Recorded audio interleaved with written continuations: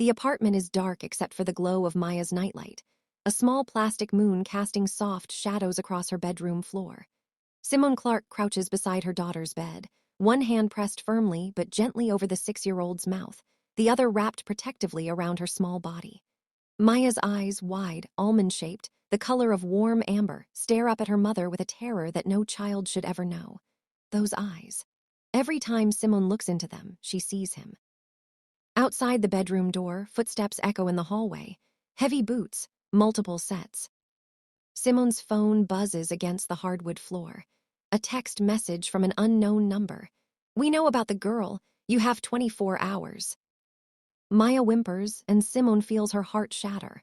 Her latest investigation, exposing a human trafficking network, had put a target on their backs. The footsteps stop outside their apartment door. She has 60 seconds before they break down that door. 60 seconds to make a choice she swore she'd never make. Her finger hovers over a contact labeled simply, SH. The doorframe splinters. She presses call. Across an ocean, in a penthouse office overlooking Seoul's glittering skyline, that call begins to ring. 3 days earlier. Simone's home office wall looked like a conspiracy theory. Red string connected photographs to news clippings. Somewhere in this mess was the story that would expose an international human trafficking network. "Mommy, you're doing the scary face again." Maya stood in the doorway, clutching her stuffed elephant, 6 years old and already too perceptive. Simone minimized the window on her laptop and opened her arms. Maya ran into them. "Is it important work?" Maya asked. "Very important. I'm helping people who need help." "Can I ask about my daddy today?" The question landed like it always did, unexpected and painful. "What do you want to know, sweetheart?" "Does he know about me?" Simone closed her eyes. "No, baby, he doesn't." "Why not?"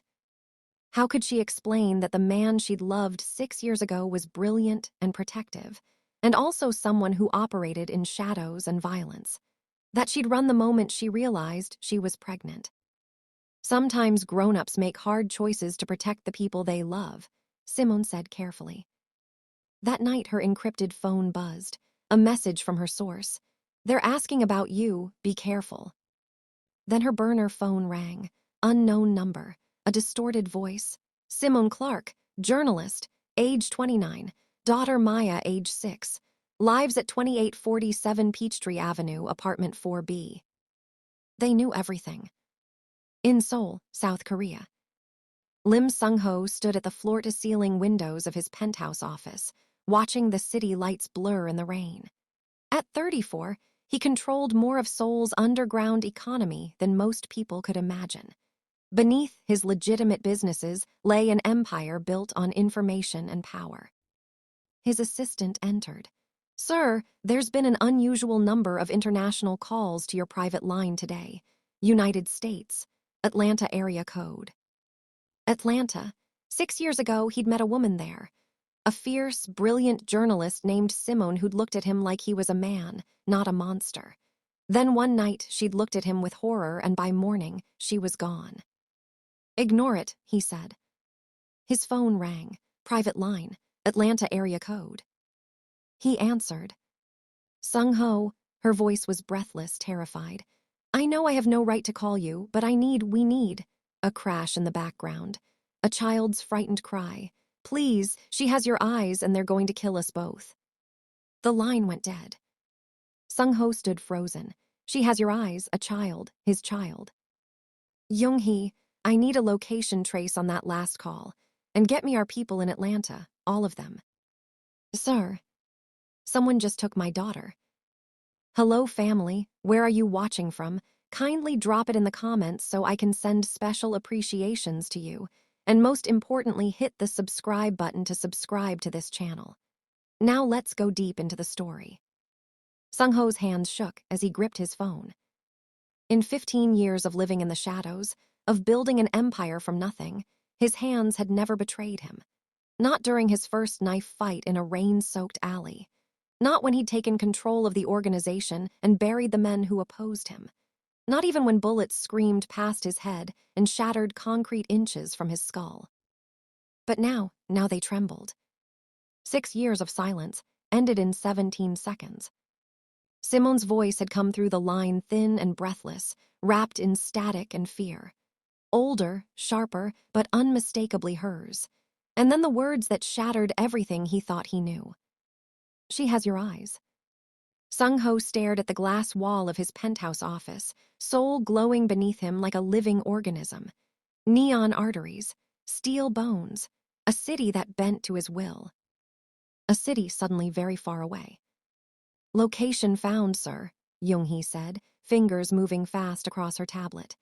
2847 Peachtree Avenue, apartment 4B, Atlanta, Georgia. Call lasted 17 seconds before disconnection.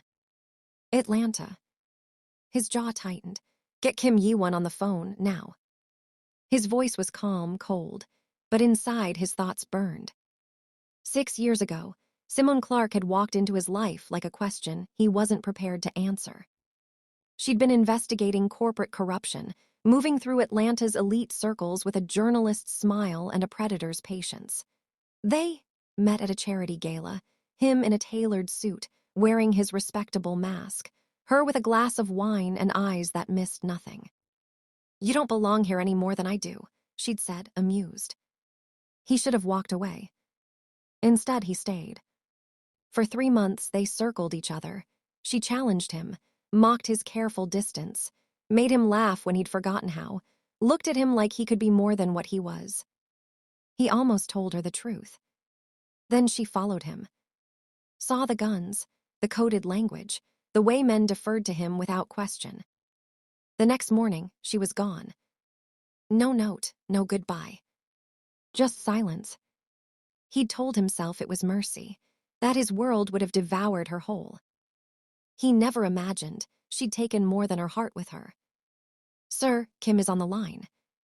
Sung-ho seized the phone. Kim, I need an extraction team at that address. Hostiles are active. 2 targets, Simone Clark and a 6-year-old child. They are to be recovered alive and airborne to Seoul within 2 hours. A pause, then carefully, sir, that timeline. I don't care, his voice hardened. Use every asset, buy a plane, burn favors, those 2 are now our highest priority. Silence. Understood, Kim said finally. We'll move. Sung-ho ended the call and turned back to the screens as Young-hee pulled satellite feeds, building schematics, police bands. No registered occupants besides Simone, she said. No cameras inside. Police scanner reports gunshots at the location. Sung-ho's blood went cold. Before he could speak, his private line rang again. Atlanta area code. He answered instantly. Sung-ho, Simone's voice, running, winded, a child crying behind her. We got out. I don't know if your people are coming, but we're moving. I have maybe an hour. Where are you? She hesitated. Even now she was careful. Somewhere public. Simone, listen to me. I can protect you, but you have to trust me. Her laugh was brittle. Trust you. I saw who you are. The only reason I called is because the people hunting us are worse. The words cut deep. You're right, he said quietly. I'm not a good man, but I protect what's mine. And whether you like it or not, you and our daughter are mine to protect. Silence. Then softly, her name is Maya, she's 6. She asks about you every day. His chest tightened. A small voice drifted through the phone. Mommy. His heart stopped. Tell her, he said, please. Simone exhaled. Maya, it's your daddy. My daddy, wonder pure and fragile. Really? Sung-ho swallowed. Hello, Maya, I'm your father. Do you really have eyes like mine? He closed his eyes. Exactly like yours. I'll wait for you, Daddy. When the call ended, Sung-ho stood very still. For the first time in his life, he wasn't thinking like a kingpin. He was thinking like a father. And he would burn the world to bring his daughter home. The apartment smelled like lavender and fear. Simone Clark had always kept Maya's room calm. Soft colors, gentle light, a place where monsters were supposed to stay imaginary. Tonight, that lie was breaking apart. The nightlight shaped like a moon cast pale shadows across the walls as Simone crouched beside the bed, one arm locked around Maya's small frame. Her other hand covered her daughter's mouth, not hard, never hard, but firm enough to silence the terrified whimper trembling against her palm. Maya's eyes were wide. Amber. Too bright in the dark. Too familiar. Simone pressed her forehead against Maya's curls, breathing slowly, silently counting seconds the way she'd learned covering protests and riots. Panic wasted air. Control kept you alive. Outside the bedroom door, footsteps moved through the apartment. Heavy boots. Not rushed, not careless. Men who knew they had time. The first bang hit the front door hard enough to rattle the walls. Maya flinched, a sharp breath sucking in through her nose. "It's okay," Simone whispered soundlessly, lips brushing Maya's ear. "Mommy's here." But even as she said it, Simone knew the truth. She was out of time. Her phone buzzed on the floor beside the bed, the vibration loud in the silence. Simone glanced down and felt her stomach drop. Unknown number, asterisk we know about the girl. You have 24 hours. A lie. They were already here. Another crash, wood splintering. Someone cursed in a low voice. The lock gave way. Simone's mind raced, sharp and focused in a way fear couldn't touch. She'd known this day would come the moment her investigation crossed borders. Human trafficking wasn't just crime. It was profit, power, protection. And she'd torn away a layer they'd killed to keep hidden. She prepared for many outcomes. Just not this one. She looked down at Maya, memorizing her face in a way that made her chest ache. 6 years old, too brave, too smart, too much like the man Simone had run from. A man who lived in shadows. A man she swore would never find them. Her phone buzzed again. This time a call tried to connect, blocked number. Footsteps stopped outside the bedroom. Simone had maybe 60 seconds. Her gaze fell to her contacts list, thumb hovering over a name she hadn't touched in 6 years. S.H. Lim Sung-ho. The man with sharp eyes and sharper instincts. The man whose gaze could be gentle or lethal depending on what the world demanded of him. The man whose reflection stared back at her every time she looked into Maya's eyes. She had sworn she would never do this. But motherhood rewrites vows. The doorframe creaked under pressure. Simone pressed call. Across the ocean it rang. The bedroom door exploded inward, just as the line connected. "Sung-ho," Simone gasped, already moving. She grabbed Maya and ran, bare feet slapping against hardwood as voices shouted behind them. "I need help, we need." Something smashed against the wall inches from her head. Maya screamed. "Please," Simone said into the phone, heart hammering. "She has your eyes and they're going to kill us both." The call dropped. "Mommy," Maya cried as Simone shoved open the fire escape window and pulled her onto the narrow metal ladder outside. Cold air hit them, sharp and real. Sirens wailed somewhere far away, too far to matter. Simone climbed down fast, one hand gripping Maya, the other clutching her phone like a lifeline she'd already lost. They hit the alley hard. Simone didn't stop running. Behind them, someone leaned out the broken window and shouted into a radio. "They're moving." Simone ducked into traffic, horns blaring, adrenaline drowning everything else. Maya clung to her neck, sobbing now, the elephant toy abandoned somewhere upstairs. "I'm sorry," Simone whispered over and over. "I'm so sorry." They didn't stop until lights and noise swallowed them whole, the bus terminal glowing like a promise of anonymity.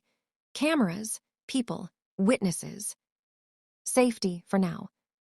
Simone collapsed onto a bench, Maya trembling in her lap. "Mommy," Maya whispered, voice cracking, "are the bad men gone?" "For now," Simone said, brushing tears from her daughter's cheeks. "You did so good. I'm so proud of you." Maya sniffed. "Did you call my daddy?" Simone's chest tightened. "Yes," she admitted softly. "I did." "Is he coming?" Simone didn't know. But somewhere across the world, A man who ruled shadows had just learned he had something brighter than power to protect. And the people who'd come for Maya had no idea what they'd awakened. Lim Sung-ho had commanded violence from boardrooms and shadows, but never like this.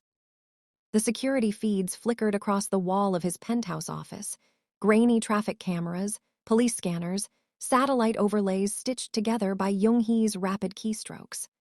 Atlanta pulsed on the screen, a living map of chaos and pursuit.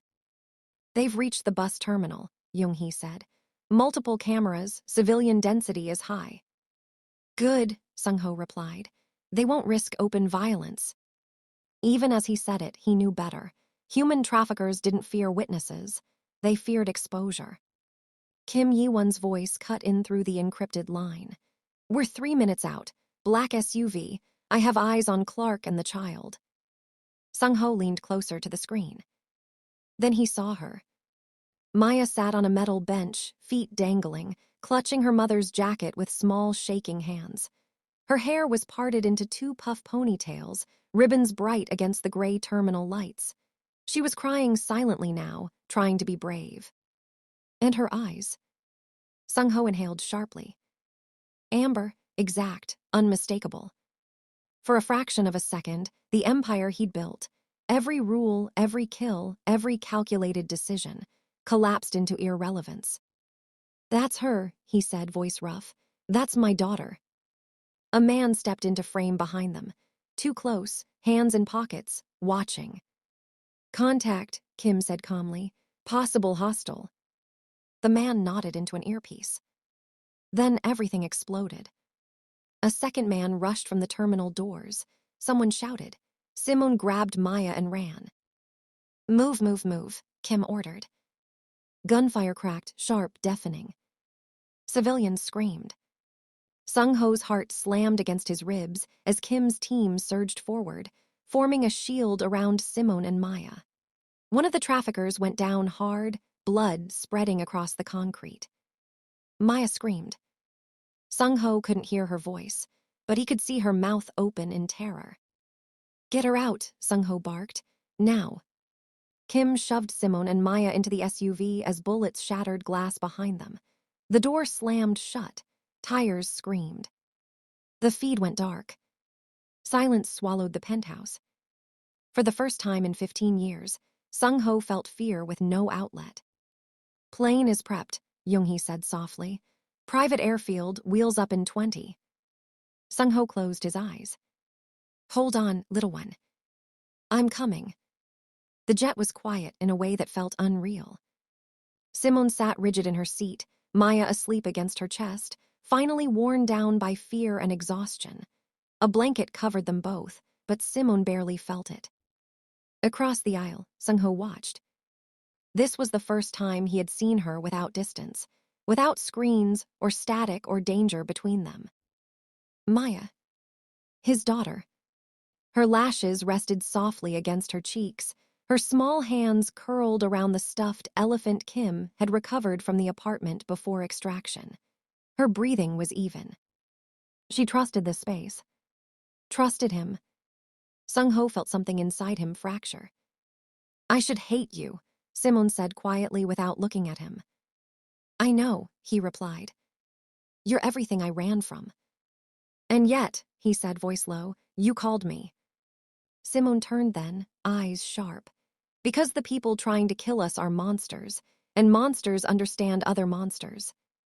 Sung-ho didn't flinch. "That's fair." Silence stretched between them, heavy with years and regret. "She has your discipline," Simone continued. "Your focus, but she's kind. Don't take that from her." "I won't," he said. "I swear it." Maya stirred, eyes blinking open. Amber met Amber. "Daddy," she whispered. Sung-ho's throat closed. "I'm here." She studied his face seriously, then smiled. "You look strong." He laughed softly, tears burning his eyes. "For you, I will be." The jet banked toward Korea. Behind them, an empire began to crack. The safe house sat deep in the mountains, hidden by pine and fog. It was quiet, too quiet. Simone watched Maya run across the wooden floor, laughing for the first time since Atlanta. Sung-ho stood nearby, unsure whether to step closer or give space. "This place is beautiful," Simone admitted. "It's neutral ground," he said. "No ghosts." She turned to him. "That's a lie. Men like you carry ghosts everywhere." Before he could respond, Young-hee entered, face tight. "Sir, we traced the Atlanta attackers." "And?" "They weren't freelancers." Sung-ho stiffened. "They were using our logistics routes," Young-hee continued. "Someone inside the organization authorized movement." Simone froze. "You mean," she said slowly, "this came from you?" Sung-ho's jaw tightened. "No. But someone close enough to where his shadow had betrayed him." Maya ran up then, holding Sung-ho's hand. "Daddy, will you stay?" He looked down at her, at the choice closing in around him. "Yes," he said finally, "I will." And in that moment, Sung-ho understood the truth. To protect his daughter, his empire would have to die. Sung-ho stood alone in the lower command room beneath the mountain safe house, the walls alive with data streams and encrypted feeds.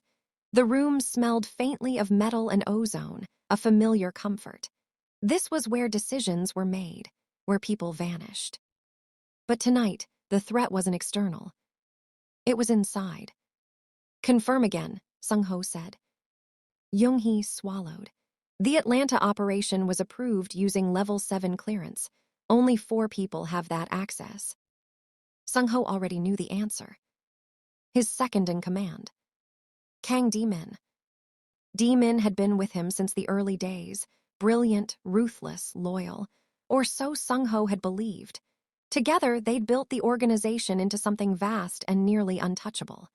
D-min handled logistics, international routes, deniable assets. Human trafficking routes. Sung-ho's hands curled into fists. "I never authorized trafficking," Sung-ho said quietly. "No," Young-hee replied. "But you authorized blind expansion. D-min exploited it." A screen shifted. Photos appeared, containers, coded ledgers, payments laundered through shell companies Sung-ho owned but rarely touched anymore. At the center of it all, children. Sung-ho felt something cold and furious settle in his chest. "So this is why Simone was targeted," he said. "She pulled a thread that leads straight to him." "And to you," Young-hee said carefully. "If this goes public, your name burns with his." Footsteps echoed behind them. Sung-ho turned slowly. D-min stood in the doorway, calm as ever, hands clasped behind his back. Tall, impeccable, smiling. "You should have told me you brought them here," D-min said mildly. "It complicates things." Sung-ho met his gaze without blinking. "You're using my network to traffic children." D-min sighed. "I'm using inefficiencies you chose to ignore. We outgrew idealism years ago." "You crossed a line." "There are no lines," D-min replied. "Only leverage, and now you've given me the greatest leverage of all." Silence stretched. "You won't touch them," Sung-ho said. D-min's smile faded. "You already know that's not true." Simone knew something was wrong before anyone said a word. She learned to read danger the way others read whether subtle shifts, pressure changes, instincts whispering warnings. The safe house felt tighter, quieter. Watched. Maya sat on the floor beside Sung-ho, drawing with colored pencils. A house, 3 figures holding hands. Simone's chest tightened. "This can't last," she said softly. Sung-ho didn't answer right away. He watched Maya color carefully inside the lines. "You were right about me," he said finally. "My world poisons everything it touches." Simone crossed her arms. "Then burn it." He looked up sharply. "You don't understand what that means." "I do," she said. "I've spent my life exposing men like you. I just never thought I'd love one." The word love hung between them, dangerous and undeniable. "They'll come for her again," Simone continued. "Your second in command made that clear." "Yes," Sung-ho said. "And if I don't surrender power, he'll kill us all." Maya looked up. "Daddy." He knelt beside her. "Yes, sweetheart." "Are you sad?" He hesitated, then nodded. A little. She smiled and touched his cheek. It's okay. Mommy says brave people feel sad too. Something inside Sung-ho broke open. That night, he made his decision. He summoned every loyal asset, every debt, every secret he'd buried for 15 years. Not to defend his throne. To destroy it. Simon watched the news feeds as Sung-ho moved like a ghost through his own destruction. Shell companies exposed, accounts frozen, names leaked carefully, strategically. The trafficking network unraveled first. International warrants followed. Demon panicked. That was his mistake. Gunfire echoed through the lower levels of the safe house as Demon's men made their move. Sung-ho met them head-on, not as a king, but as a shield. Simone grabbed Maya and ran. Stay with me, she whispered. Behind them, the mountain trembled with chaos. Sung-ho cornered Demon in the command room, smoke thick in the air. You could have ruled forever, Demon spat. You chose a child over an empire. Sung-ho's voice was steady. No, I chose humanity. The shot echoed once. By nightfall, the world knew Lim Sung-ho's name. And the trafficking ring was dead. The world did not end when the empire fell. That surprised Sung-ho most. He stood at the edge of the mountain property just after dawn, the air sharp with pine and cold earth. Below him, fog drifted through the valley like breath leaving a body. For the first time in years, there were no phones buzzing in his pocket, no updates demanding blood or leverage. Only silence. Behind him, a small door creaked open. Daddy. He turned. Maya padded toward him in oversized socks, hair still tangled from sleep, her stuffed elephant tucked under one arm. The morning light caught her eyes, those impossible amber mirrors, and something warm and painful bloomed in his chest. Did I wake you? He asked. She shook her head. Mommy said you were outside thinking. He smiled faintly. She knows me too well. Maya stepped closer, pressing against his leg the way she'd begun to do without thinking. Sung-ho rested his hand gently on her head, marveling again at the simplicity of it. No fear, no calculation. Just trust. Are the bad men gone? She asked. Yes, he said honestly. They can't hurt anyone anymore. She considered that, then nodded, satisfied. Good, Mommy says you stopped them. I had help, he said. As if summoned by the words, Simone appeared in the doorway, wrapped in a jacket, her expression cautious but softer now. The past few days had aged her in ways exhaustion always did, but there was relief in her eyes too, relief and something like hope, still fragile but real. The fallout had been brutal. Authorities in 3 countries moved fast once the evidence went public. Accounts frozen, routes seized, names dragged into daylight. Sung-ho's former allies scrambled to save themselves, turning on one another with impressive speed. He'd anticipated that. What he hadn't anticipated was how little he missed it. You don't have to stay here forever, Simone said quietly, joining them. The legal team says if you cooperate fully, you can walk away clean, or clean enough. Sung-ho looked out over the valley. And if I do? Then you disappear, she said. For good. He nodded. That choice had already been made. I spent my life building something powerful, he said. I thought control meant safety. I was wrong. Simone watched him carefully. And now? Now I build something smaller, he replied. Something honest. Maya tugged his hand. Can we have breakfast now? Sung-ho laughed, an unguarded sound that surprised all 3 of them. Yes, I think we've earned it. They ate together at the wooden table inside the safe house, sunlight spilling across the floor. Maya chattered happily about the birds she'd seen and the picture she wanted to draw next. Simone listened, occasionally reaching out to brush Maya's hair back, her movements easy now. Normal. After breakfast, Simone packed away her laptop for the first time in months. I'm done chasing stories that bleed, she said, at least for a while. Sung-ho studied her. You could still expose corruption, the right way. She smiled faintly. With you on the legal side this time. Exactly. Later that afternoon, Sung-ho made his final call. Not to an ally. Not to an enemy. To a government liaison whose number he'd memorized long ago, but never intended to use. I'm ready to testify, he said simply. When the call ended, something inside him settled. That evening, as the sky turned gold, Maya curled up between them on the couch, her head resting on Sung-ho's shoulder. Simone watched them quietly, emotion tightening her throat. You know, she said, she waited for you, even when she didn't know who you were. Sung-ho swallowed. I won't waste that.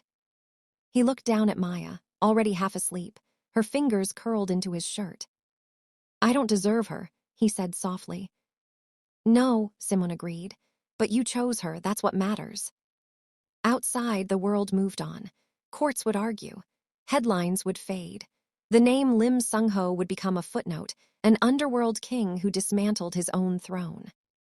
But inside the quiet of the mountain safe house, something new took root. Not power. Not fear. Family. And for the first time in his life, Sung-ho understood the truth that had always eluded him. Real strength wasn't built in shadows. It was built in the light. In small hands held tightly. In hard choices made for love. And in the courage to become something better than what you were. The end. If you enjoyed this story, kindly like, share, and subscribe to this channel.